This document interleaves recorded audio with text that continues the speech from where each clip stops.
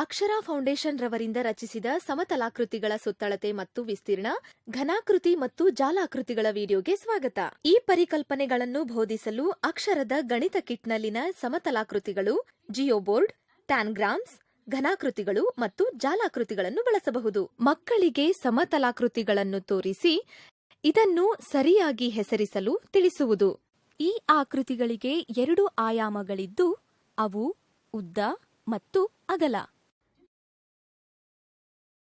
ಜಿಯೋಬೋರ್ಡ್ನಲ್ಲಿ rubber band ಅನ್ನು ಎಳೆದು ಹಾಕಿ ಬೇರೆ ಬೇರೆ ಆಕೃತಿಗಳನ್ನು ರಚಿಸುವುದು. ಅದರಂತೆ ಜಿಯೋಬೋರ್ಡ್ನ ಹಿಂಭಾಗದಲ್ಲಿ ವೃತ್ತವನ್ನು ರಚಿಸಬಹುದಾಗಿದೆ. ಮಕ್ಕಳು ಜಿಯೋಬೋರ್ಡ್ನಲ್ಲಿ ಕೆಲವು ಆಕೃತಿಗಳನ್ನು ರಚಿಸಲಿ. ಸಮತಲಾಕೃತಿಗಳು ಸರಳ ರೇಖೆಯಿಂದ ರಚನೆಯಾಗುವುದು. ಈ ರೇಖೆಗಳನ್ನು ಬಾಹುಗಳು ಎನ್ನುವರು. 2 ಬಾಹುಗಳು ಸೇರುವ ಬಿಂದುವನ್ನು ಶೃಂಗವೆನ್ನುತ್ತೇವೆ. ಈ ಪ್ರಕಾರ ತ್ರಿಭುಜವು 3 ಬಾಹು ಹಾಗೂ 3 ಶೃಂಗಗಳನ್ನು ಹೊಂದಿರುತ್ತದೆ.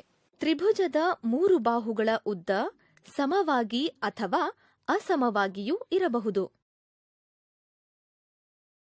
ಆಯತವು 4 ಬಾಹು ಹಾಗೂ 4 ಶೃಂಗಗಳನ್ನು ಹೊಂದಿರುವುದನ್ನು ಮಕ್ಕಳು ಗಮನಿಸಲಿ.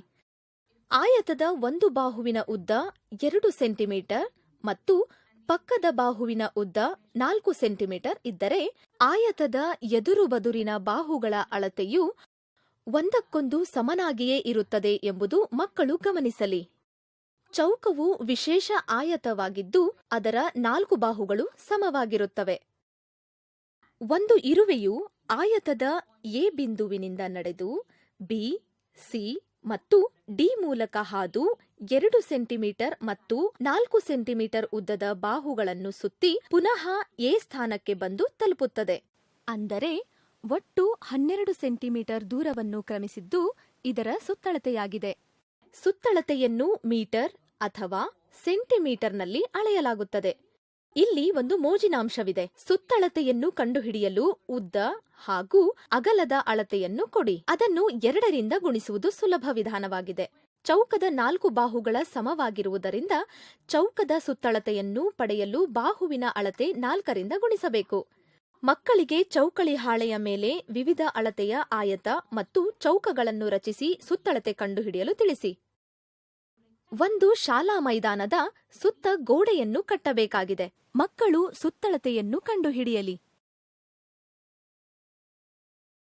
ಶಾಲಾ ಮೈದಾನದ ಉದ್ದವು 100 ಮೀಟರ್ ಮತ್ತು ಅಗಲ 70 ಮೀಟರ್ ಇರುವುದಾದರೆ 100 ಮತ್ತು 70 ಕೂಡಿದಾಗ 170 ಆಗುವುದು. 170ಕ್ಕೆ 2 ರಿಂದ ಗುಣಿಸಿದಾಗ 340 ಮೀಟರ್ ಸುತ್ತಳತೆಯೆಂದು ತಿಳಿಯುವುದು. ನಮ್ಮ ದೈನಂದಿನ ಜೀವನದಲ್ಲಿ ಸುತ್ತಳತೆ ಬಳಸುವ ಸನ್ನಿವೇಶಗಳನ್ನು ಹೆಸರಿಸಲು ಮಕ್ಕಳಿಗೆ ತಿಳಿಸಿ ಸಮಸ್ಯೆಯನ್ನು ಬಗೆಹರಿಸಿರಿ. ಯಾವುದೇ ಆಕೃತಿಯ ಸುತ್ತಳತೆಯನ್ನು ಕಂಡುಹಿಡಿಯಬಹುದು. ಚೌಕದ ಉದ್ದವು 1 ಮಾನವೆಂದು ತಿಳಿಯೋಣ.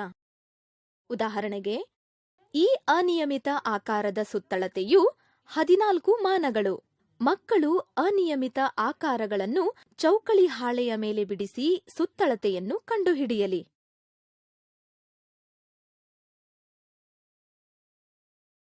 ಈಗ ವೃತ್ತದ ಬಗ್ಗೆ ತಿಳಿಯೋಣ. ವೃತ್ತಕ್ಕೆ ಮೂಲೆ ಅಥವಾ ಶೃಂಗಗಳಿಲ್ಲ. ಅದು ಕೇವಲ ಒಂದು ವಕ್ರರೇಖೆಯಾಗಿದೆ. ವೃತ್ತವನ್ನು ರಚಿಸಲು ದಾರದ ಕೊನೆಗೆ ಒಂದು ಬಳಪವನ್ನು ಕಟ್ಟಿ, ದಾರದ ಇನ್ನೊಂದು ತುದಿಯನ್ನು ಕಪ್ಪು ಹಲಗೆಯ ಮೇಲೆ ಭದ್ರವಾಗಿ ಹಿಡಿದು ಬಳಪದಿಂದ ವೃತ್ತವನ್ನು ಬಿಡಿಸಿ. ದಾರದ ತುದಿಯನ್ನು ಕೇಂದ್ರ ಬಿಂದು ಎನ್ನಲಾಗುತ್ತದೆ. ದಾರದ ಉದ್ದಳತೆಯು ತ್ರಿಜ್ಯವಾಗಿದ್ದು ವೃತ್ತದ ಯಾವುದೇ ಭಾಗದಲ್ಲಿಯೂ ಸಮವಾಗಿರುತ್ತದೆ. ಜಿಯೋಬೋರ್ಡ್ನಲ್ಲಿ ವೃತ್ತವನ್ನು ತೋರಿಸುವುದು ಮತ್ತು ತ್ರಿಜ್ಯವನ್ನು ಗುರುತಿಸುವುದು. ಇದರಿಂದ ಮಕ್ಕಳಿಗೆ ವೃತ್ತ ಏನೆಂದು ಗೊತ್ತಾಗುತ್ತದೆ.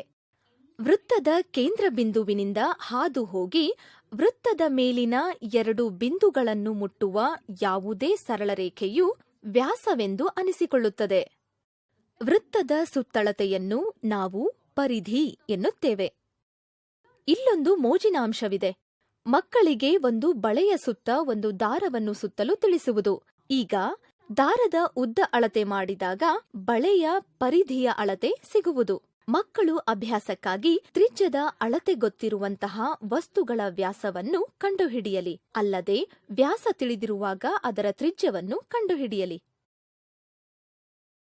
ಆಯತವು ಆವರಿಸಿರುವ ಸ್ಥಳ ಎಂದರೆ ಸುತ್ತಳತೆಯ ಒಳಗಿನ ಸ್ಥಳ. ಇದನ್ನು ವಿಸ್ತೀರ್ಣ ಎನ್ನಲಾಗುತ್ತದೆ ಎಂದು ಮಕ್ಕಳಿಗೆ ತೋರಿಸಿ. ವಿಸ್ತೀರ್ಣವನ್ನು ಚದರ ಸೆಂಟಿಮೀಟರ್ ಹಾಗೂ ಚದರ ಮೀಟರ್ ಎಂದು ಹೇಳಲಾಗುತ್ತದೆ.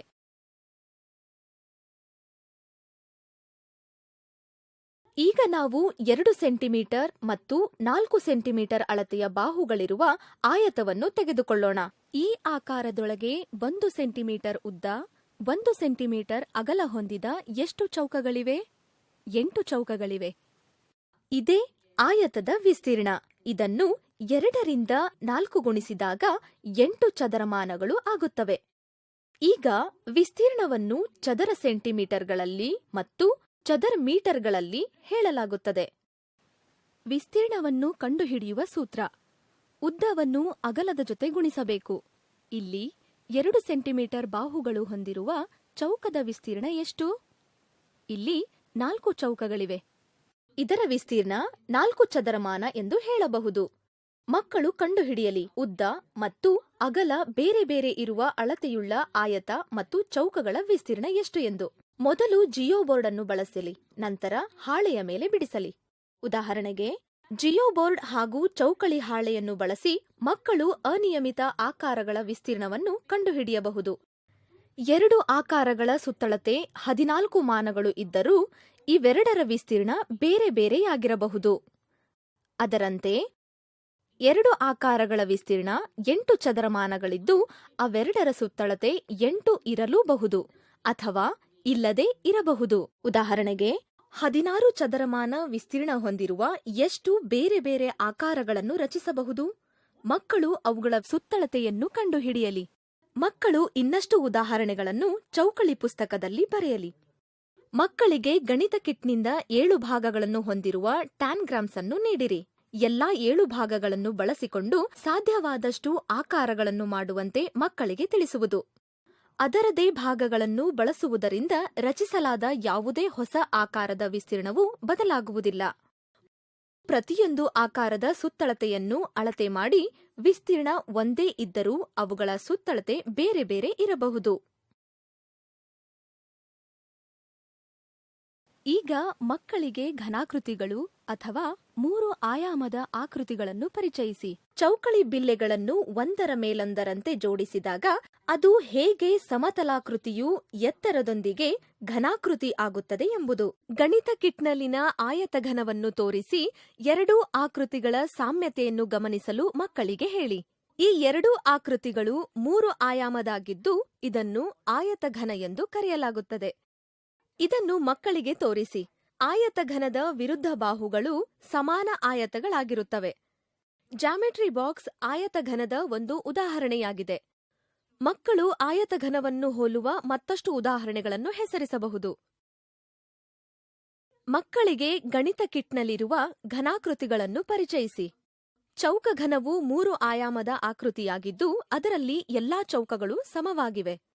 ದಾಳವು ಚೌಕಘನದ ಒಂದು ಉದಾಹರಣೆ. ಮಕ್ಕಳಿಗೆ ಪಿರಮಿಡ್ ಆಕೃತಿಯನ್ನು ತೋರಿಸಿ. ಈಜಿಪ್ಟ್ನ ಪಿರಮಿಡ್ ಅನ್ನು ನೆನಪಿಸಿ. ಇದನ್ನು ವರ್ಗಪಾದ ಗೋಪುರವೆಂದು ಹೇಳುತ್ತೇವೆ. ಕೊಳವೆಯು ಸಿಲಿಂಡರ್ಗೆ ಉದಾಹರಣೆ. ಐಸ್ ಕ್ರೀಂ ಕೋನವು ಶಂಕುವಿನ ಆಕೃತಿಗೆ ಉದಾಹರಣೆಯಾಗಿದೆ.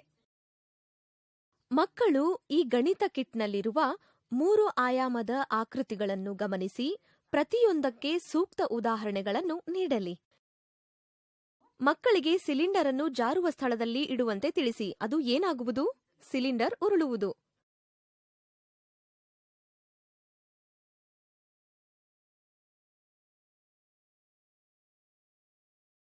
ಸಿಲಿಂಡರ್ ಅನ್ನು ಸಮತಲ ಮೇಲ್ಮೈಯಲ್ಲಿಟ್ಟರೆ ಅದು ಉರುಳುವುದಿಲ್ಲ, ಬದಲಿಗೆ ಜಾರುವುದು. ಘನಾಕೃತಿಯು ಅದರ ವಕ್ರ ಮೇಲ್ಮೈಯಲ್ಲಿ ಉರುಳುತ್ತದೆ ಮತ್ತು ಅದರ ಸಮತಲ ಮೇಲ್ಮೈಯಲ್ಲಿ ಜಾರುತ್ತದೆ. ಸಿಲಿಂಡರ್ನಲ್ಲಿ 1 ವಕ್ರ ಮೇಲ್ಮೈ ಮತ್ತು 2 ಸಮತಲ ಮೇಲ್ಮೈಗಳಿವೆ. ಮಕ್ಕಳು ಚೌಕಘನವನ್ನು ಜಾರುವ ಸ್ಥಳದಲ್ಲಿ ಇಡಲಿ.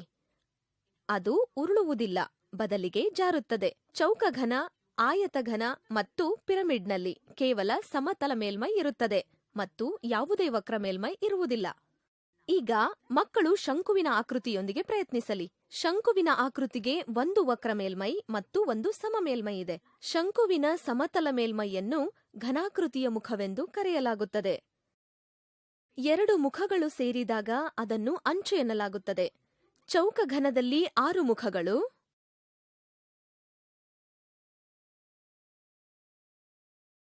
12 ಅಂಚುಗಳಿರುತ್ತವೆ.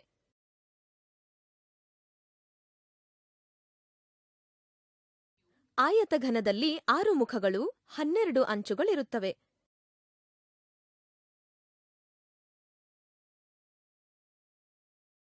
ವರ್ಗಪಾದ ಗೋಪುರಕ್ಕೆ 5 ಸಮತಲ ಮೇಲ್ಮೈ, 8 ಅಂಚುಗಳಿರುತ್ತವೆ. ಸಿಲಿಂಡರ್ನಲ್ಲಿ 2 ಸಮತಲ ಮೇಲ್ಮೈಗಳು, 1 ವಕ್ರ ಮೇಲ್ಮೈ ಮತ್ತು 2 ಅಂಚುಗಳಿವೆ. ಶಂಕುವಿನ ಆಕೃತಿಯಲ್ಲಿ 1 ಸಮತಲ ಮೇಲ್ಮೈ, 1 ವಕ್ರ ಮೇಲ್ಮೈ, 1 ಅಂಚು ಇದೆ. ಘನಾಕೃತಿಯಲ್ಲಿ 3 ಅಂಚುಗಳು ಸೇರುವ ಬಿಂದುವೇ ಇಲ್ಲಿ ಶೃಂಗವಾಗಿರುತ್ತದೆ.